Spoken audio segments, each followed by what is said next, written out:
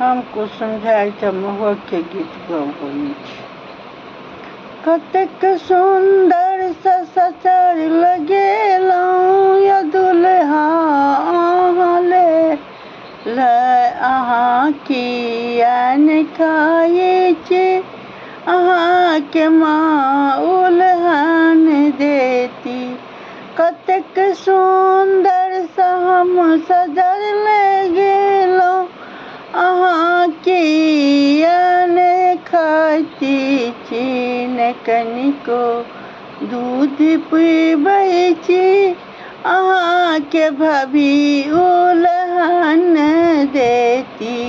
या दुल्हा किया नहीं खाई छी, अहाँ के भाभी उल्हन देती। कतेक सुंदर सा हम बनेलहुँ अहाँ के सचर लगेलहुँ, अहाँ के बहिन कहती हमरा भाय के ख्याल नहीं दै छथि, हमारी भाय के ख्याल नहीं दै छै।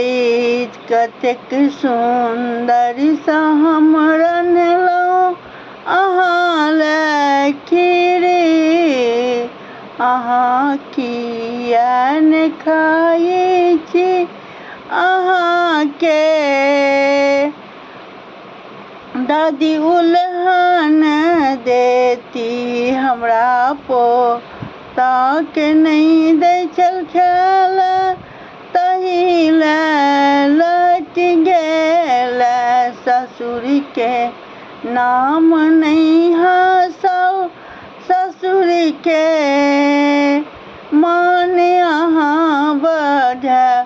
एहि मिथिला में राम एलथि पाहुन बनिकऽ, एहि मिथिला में शंकर एलथि सब नाम के केलनि बड़ाई, अहाँ नहीं नाम हँसाउ। कतेक सुंदर सचर लगेलहुँ अहाँ सब खाउ या दुल्हा। कतेक सुंदर सा हम सचर लगेलहुँ, ई मिथिला के थिक परंपरा।